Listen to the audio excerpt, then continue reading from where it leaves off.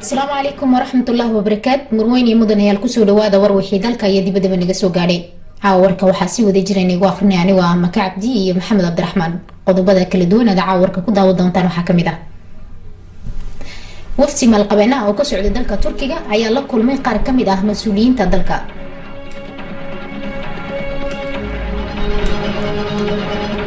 وزيركا ورفافينتا قابل سنة بوساها يوريس غارسينتا ايا بوقشاها ولدكو جوغا دالكا السودان.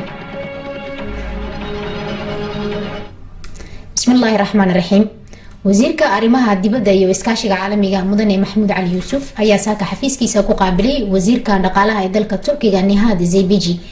wasiirka dhaqaalaha ee dalka Turkiga waxa booqashadiisa ku wehelinayay wafti maalqabeena ah oo ka socday shirkadaha kala duwan ee dalka Turkiga. kulanka wasiirka arimaha dibadda iyo iskaashiga caalamiga iyo wasiirka dhaqaalaha ee Turkiga waxa lagu soo qaaday fursadaha maalgashi ee ka jira Jamhuuriyadda Djibouti. intii lagu guda jiray kulankaasi madaxda diblomaasiyadda Djibouti waxa uu waftiga uu horkacay wasiirka dhaqaalaha ee Turkigu ay u xaqiijiyeen in Jamhuuriyadda Djibouti ay la garab joogto wax kasta oo u suura gelinaya in ganacsatada waaweyn ee Turkiga ay yimidaan oo ay maalgashadaan Djibouti iyagoo ka faa'iideysanaya goobta dhaqaale ee gaarka ah. kulankaasi waxaa sidoo kale lagu soo qaaday heshiis iskaashi oo abuuraya jawi wanaagsan oo dardar gelinaya horumarka wax isdhaafsiga ganacsi iyo khibradaha u dhaxeeya Turkiga iyo Jamhuuriyadda Djibouti.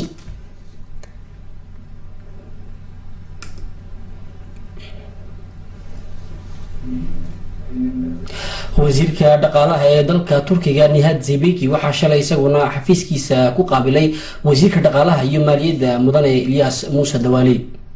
kulankan wasiirka dhaqaalaha iyo maaliyadda iyo wasiirka dhaqaalaha ee Turkiga waxa lagu soo qaaday xoojinta wax isweydaarsiga iyo iskaashiga labada wadan.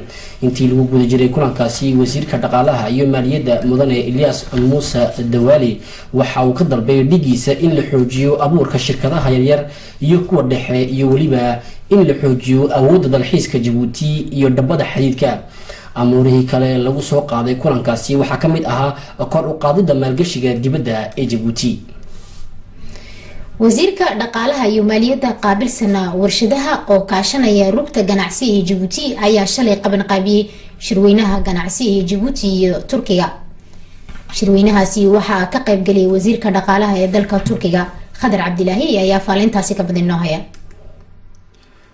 shirweynaha ganacsiga Djibouti iyo Turkiga oo shalay ka dhacay hotelka Kambeski waxa uu joogay wasiirka dhaqaalaha iyo maaliyadda qaabilsan warshadaha mudane Ilyas Musa Dawali. wasiirka dhaqaalaha ee dalka Turkiga Nihat Zeybeci, gudoomiyaha rugta ganacsiga Djibouti mudane Yusuf Musa, gudoomiye ku-xigeenka Dek Erzen Erin iyo waliba danjiraha Turkiga ee Djibouti. shirweynahaasi waxaa sidoo kale ka qayb qaatay 100 maalqabeeno Turki ah iyo mas'uuliyiinta waaxda ganacsi, waxaana si wada jir ay u darsayeen xoojinta xiriirka ganacsi ee u dhaxeeya Jamhuuriyadda Djibouti iyo Jamhuuriyadda Turkiga. ujeedada ugu weyn ee shirkani ayaa ahayd saxiixa heshiis dibadda loogu aasayo goob gaar ah oo dhaqaale oo barbar socota xiriirka dhaqaale iyo ganacsi ee u dhaxeeya Jamhuuriyadda Djibouti iyo Turkiga. Djibouti iyo Ankara waxay 25 bishii Sebtembar ee sanadkii hore kala saxeexdeen heshiis kor loogu qaadayo maalgashiga xilligii lagu jiray shirka jaamacadda Carabta iyo Turkiga ee wasiirada maaliyadda.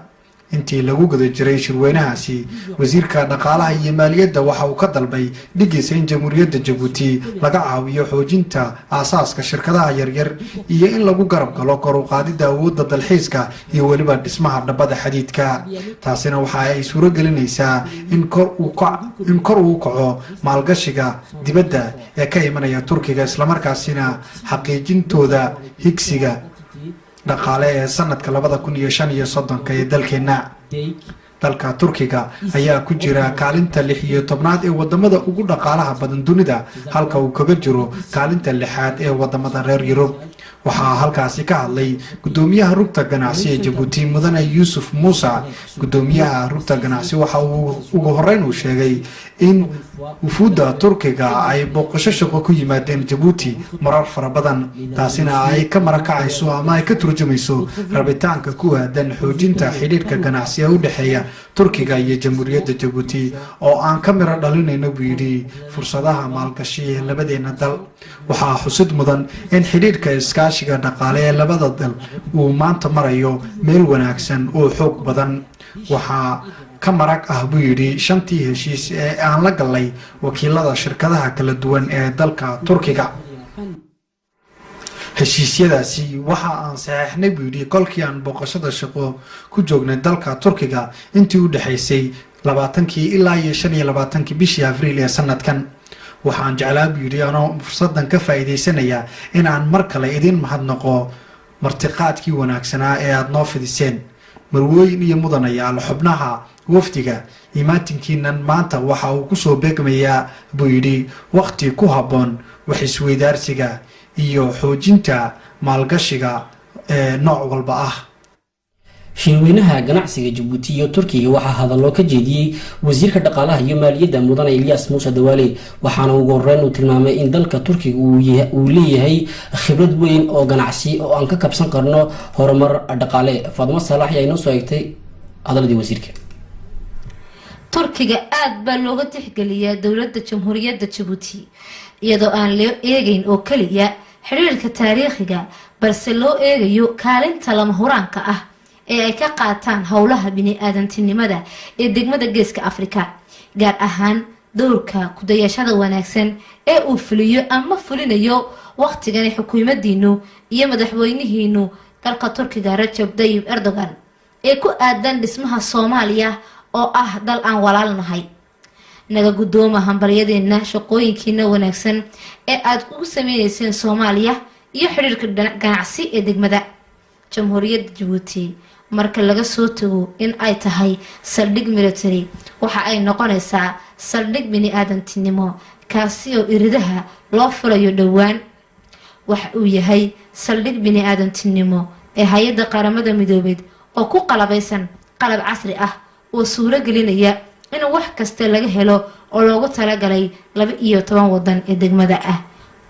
Jamhuuriyadda Jabuuti waa dal haysta xasilooni nabadeed kuna yaala goob istaraatiiji ah. pour 12 pays de la région.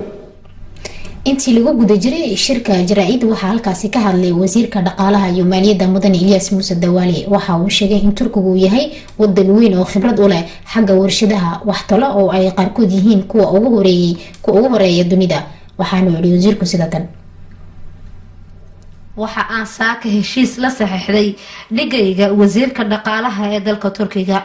heshiiskaasi oo ku saabsan horay u marinta goob dhaqaalaha ee gaar ah, waxaana uu ka dambeeyay heshiis horay oo ay kala saxiixdeen 2013 dowladda Turkiga iyo Jamhuuriyadda Jabuuti oo ku saabsanaa horay u marinta iyo daryeelka maalqabeennada ee u dhaxeeya labada wadan. waana tallaabadii u horeysay. saaka waxa aan kala saxiixnay heshiis oo ku aadan maalgashiga goob dhaqaale iyo soo jiidasada maalqabeennada maalgashi doonaya dalkeena iyo gaar ahaan hore u marinta wax soo saarka warshadaha. dhammaan shirkadaha Turkiga waxa aan rajaynaynaa in ay dalkeena ka abaabulaan shirkado. waxa kaloo aan rajaynaynaa in mashaariicdaasi ay hirgasho.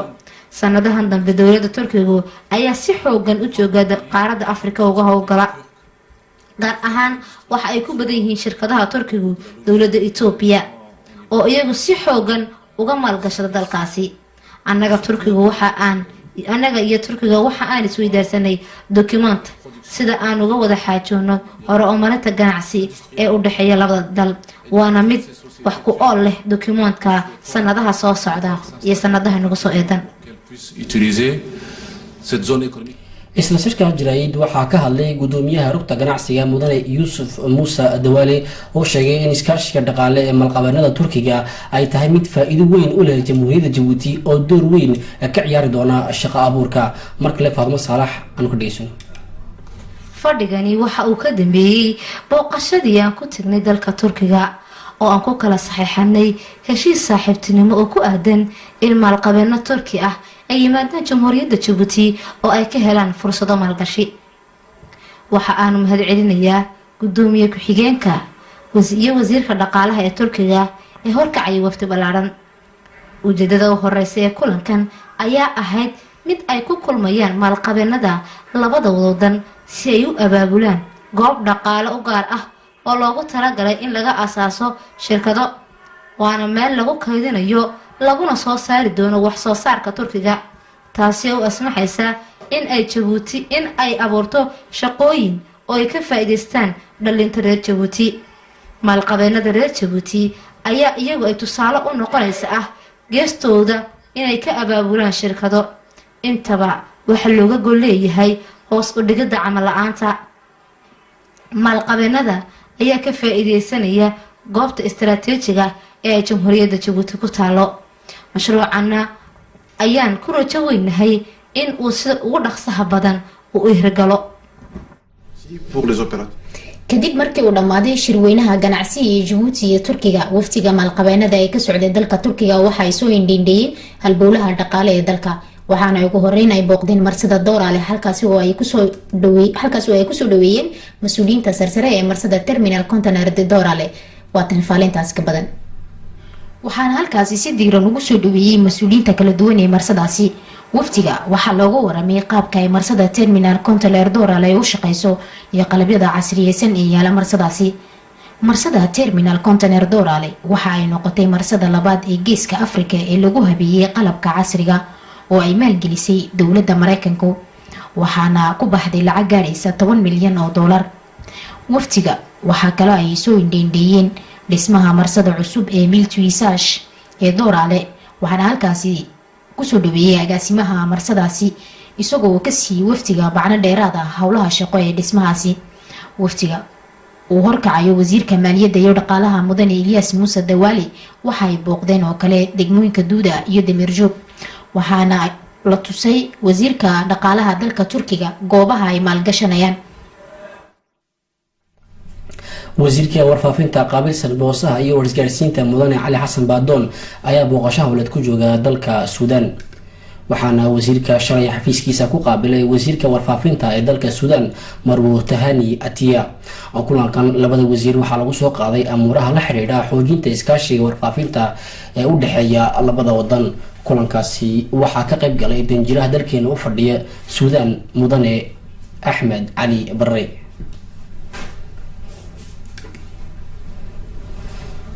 wasiirka tacliinta sare iyo cilmi baadhista Dr. Nabil Maxamed Axmed ayaa gudoomiyay aqoon kororsi loogu talagalay ardayda wax ka barata macadka qaabilsan barashada caafimaadka. faalintaas ka badan waxay noo haysaa Muna Jibriil.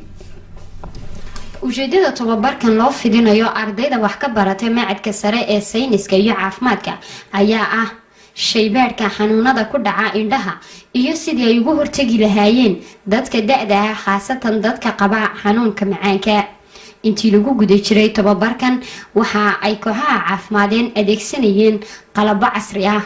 macadka sare ee sayniska iyo caafimaadka waxa uu ku tali jiraa in la dhaqaajiyo barnaamijka waxbarashada ee shahaadada maasterka oo loo isticmaalo sanadada soo socda qalabada casriga ee shaybaadhka indhaha. tababarkan waxaa ka qayb qaatay 2 doctor oo reer Jabuuti ah oo ku takhasusay xagga indhaha iyo agaasimaha macadka sare ee sayniska iyo caafimaadka. waxaana halkaasi ka hadlay wasiirka tacliinta sare iyo cilmi baadhista Dr. Nabil Maxamed Axmed. waxa uu sheegay ahmiyadda tababarkan isaga oo ku amray in ay ka faa'iideystaan inta ay joogaan khabiirada ka yimid jaamacadda ku taala magaalada California ee dalka Mareykanka. waxaan uga gol leenahay tababarkan in aan ku xoojino barnaamijyada caafimaadka oo aan la kaashanayno wasaaradda caafimaadka. qalabkan waxay u fududeynayaan dhakhaatiirta shaybaadhka indhaha. isla wasiirka tacliinta sare iyo cilmi baadhista Dr. Nabil Maxamed Axmed ayaa saaka xafiiskiisa ku qaabilay dhakhaatiir ka socota koonfurta Afrika iyo dalka Mareykanka. amuurihii lagaga hadlay kulankaasi waxay noo soo egtay mar labaad Muna Jibriil. waftiga ayaa ka koobnaa 2 doctor oo aqoon u leh xaaladaha degdega ee looga baahan yahay dhakhaatiirta. waxa ay wasiirka tacliinta sare ay ka wada xaajoodeen meelmarinta barnaamij tababaro ah oo ku saabsan xaaladaha degdega in loo fidiyo dhakhaatiirta waxaana lagu soo qaaday 3 qodob oo kala ah tababar loo fidiyo kuwa ku takhasusay xaaladaha degdega tababar loo fidiyo dhakhaatiirta daweynaya isla xaaladahaasi iyo in laga dhaqaajiyo macadka sare ee sayniska iyo caafimaadka qaybta xaaladda degdega ee waxbarasho kulankaasi waxaa ka qayb galay xogayaha guud ee wasiirka caafimaadka Cali Silay Cabdalla agaasimaha dhakhtarka Belbela waxaa halkaasi ka hadlay xogayaha guud ee wasaaradda caafimaadka Cali Silay Cabdalla waxa uu mahadnaqay doctorada aqoontooda ka bixiyay tababarkan waxaana ay wasaaraddu ku dadaashaa buu yiri in mar walba tababaro loo fidiyo dhakhaatiirta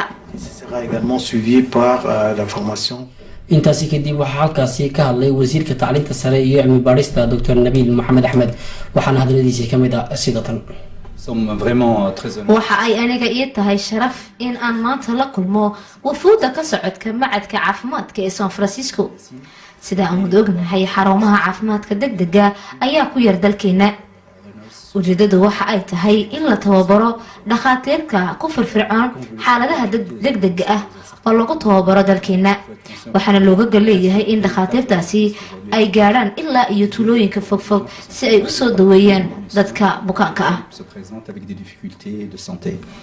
labada guddi ee golaha baarlamaanka ee ah arrimaha dibadda iyo horumarka bulshada iyo daryeelka deegaanka ayaa saaka kulan iskugu yimid oo ay kaga hadleen 2 mashruuc xeer kulankaasi oo ay gudoomisay Marwa Caasha Dhabargeeli waxaa xukuumadda uga qayb galay wasiirka qaabilsan ganacsiga Mudane Xasan Axmed Bulaale iyo wasiirka guryaha iyo la kaalinta iyo deegaanka labada mashruuc xeer ee kulankaasi labada guddi ay ku soo qaadeen waxaa midka hore uu yahay asaxida heshiis maaliyadeed oo deyn ah oo sanduuqa fadees uu dalkeena ka helay oo dhan 639 malyan 379,100 franka Djibouti waxay ku biirinaysaa deyn guud oo dalkeenu sanduuqaasi uu ka helay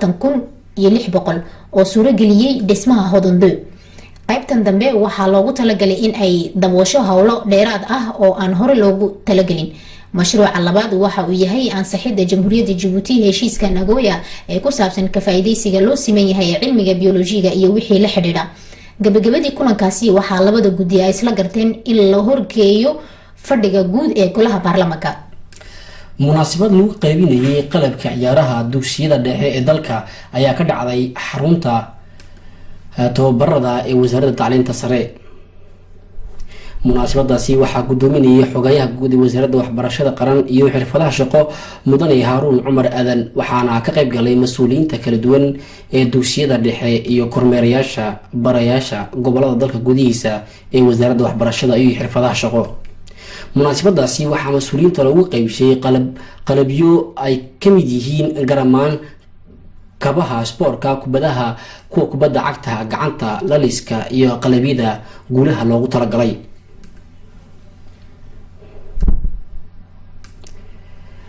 tallaabadani waxa ay qayb ka tahay kor u qaadida ciyaaraha iyadoo qalabyo sida tan oo kale hore lagu qaybshay mas'uuliyiinta dugsiyada dhexe waxayna ay ahayd mid la iskugu diyaarinayay ciyaarihii u dhexeeyay dugsiyada ee loo yaqaan interscolaire ee hore lagu dhaqaajiyay garoonka Stade Municipal 24 bishii November ayaanu soo dhaafnay hadal gaaban oo halkaasi ka jeediyay xogayaha guud ee wasaaradda waxbarashada iyo xirfadaha shaqo Mudane Haruun Cumar Aadan waxa uu sheegay in hore qalabyo sidan oo kale aan gaarsiinay gobolada dalka oo ay inaga gudoomeen prefeeda gobolada iyo gudoomiyaasha maamul goboleedada ayaa qalabyada aan ka caawinay si fiican u soo dhaweeyay tartanadan oo lagu jiray ciyaaraha u dhexeeyay dugsiyada ee interscolaire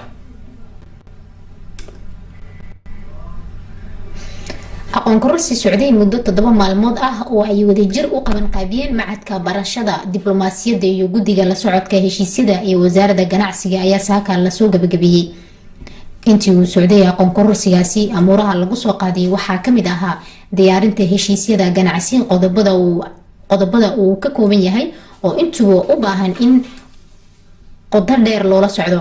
ujeedada aqoon kororsigan ayaa ah in qoraalada heshiisyada oo ay weheliyaan axdi culus iyo maaliyad laga ilaaliyo wixii waxyeelo u keeni kara dalkeena. ka qayb qaadayaasha waxaa maanta ay ka faa'iideysteen in ay ku dhaqmaan hab u suuragelina in ay ilaaliyaan danaha dalkeena. waxaana ka qayb qaatay aqoon kororsigaasi dad ka kala socday maamulka dowladda iyo waxyaha gaarka loo leeyahay oo ka faa'iideystay xirfadaha wadahadalka iyo diyaarinta ee heshiisyada ganacsi ay u baahan yihiin.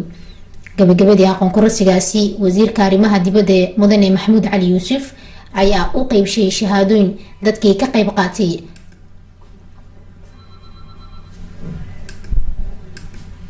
hadal uu halkaasi ka jeediyay wasiirku waxa uu sheegay in aqoon kororsigan uu si wanaagsan u qabsoomay waxaana uu hambeliyey ka qaybgalayaashii oo muujiyay buu yidhi xilkaasnimo. waxaana wasiirku sheegay oo kale in tababaradan noocan oo kale ay sii socon doonaan. wasiirku waxaa kale oo muhiim ah buu yidhi in qaar inaga naga mid ah ay yidhaahdeen waxaan leenahay aqoon aan ku ilaalin karno danaha guud ee dalkeena. waxaan leeyahay in aqoontaasi iyo garashadaasi ay noqoto mid aan joogsi lahayn. waana tallaabo i farxad gelinaysa oo aan idinku hambalyeynayo. taasina waxa ay ka turjumaysaa danjacaylka iyo wadaninimada dalkeena.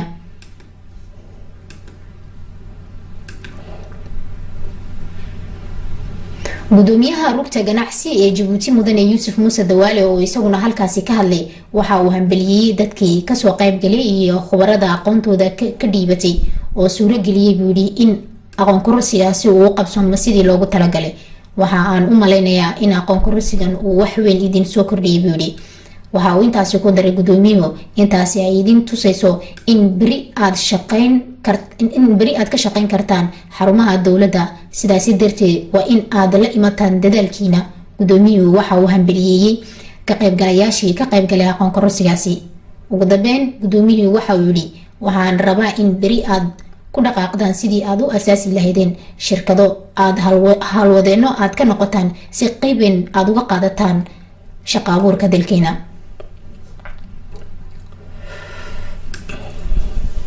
banka dhexe ee Djibouti ayaa qabanqaabiyay caways loogu talagalay wakiilka hay'adda FME Sambatiam oo uu ka dhamaaday xilkii ay ka haysay dalkeena.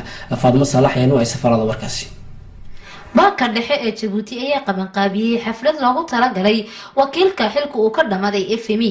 wakiilka FME waxa uu noqon doonaa wakiilka Nairobi u jooga sida garab uu u siiyo dhismaha dowladda Soomaaliya. munaasabadani waxa uu joogay wasiirka miisaaniyadda mudane Boode Axmed Roble, wasiirka gaadiidka mudane Muuse Axmed, komisaarka qorsheynta mudane Amare Cali Saciid, gudoomiyaha banka dhexe iyo diblomaasiyiin. xafladani waxa ay ka turjumaysaa iskaashiga wanaagsan ee u dhexeeya banka dhexe iyo FME-da. waxaa halkaasi ka hadlay gudoomiyaha banka dhexe waxa uu yidhi caawo waxay aniga ii tahay farxad in aan halkan ku macsuumo wakiilka FME Sambatian oo isaga howsha ka dhamaatay. waana saaxiib qaali inagu ah. 3 sano uu inala joogo waxyaabo fara badan ayaan hirgelinay oo uu markhaati u ahaa. aad ayuu noola shaqeeyay isaga oo inooga hagayay dowga ugu wanaagsan.